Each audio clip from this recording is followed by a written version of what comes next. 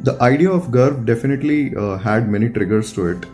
Growing up in India, many of us have seen that there is a shortage of public toilets that are hygienic and clean and easily accessible.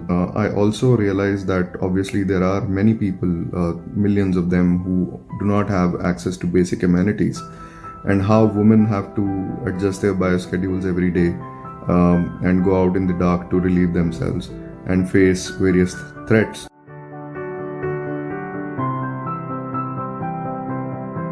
Around about 2014, when I was looking to develop one of the hardware products, we manufactured BTS cabinets. So these BTS cabinets house a lot of electronic equipment to keep it safe, and they pretty much resemble portable toilets. And the Eureka moment for me around that time was that I had visited an exhibition at Pragati Maidan. In that exhibition, I had a terrible experience of using a portable toilet which is made out of plastic that you see in most of the events. And for me, that was a Eureka moment where I realized that if we are making these BTS cabinets, why can't we make portable toilets that are made of steel and that can be cleaned easily and automated for cleaning and flushing and also kept hygienic.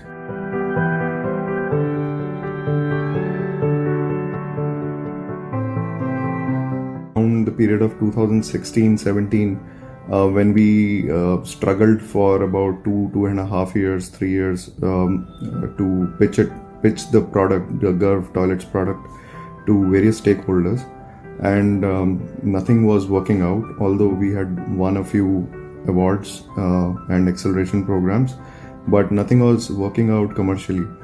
So for me, there were times that I had no money in my pocket, not even $100.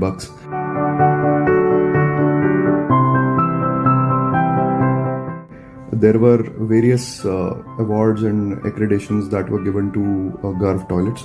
The Unilever Young Entrepreneurs Award, and the Mohammed bin Rashid Initiative for Global Prosperity, in which out of 1,200 solutions globally, our project Garv Toilets was selected as the winner. The surprise was that our Honorable Vice President also tweeted and congratulated me on Twitter for getting this award.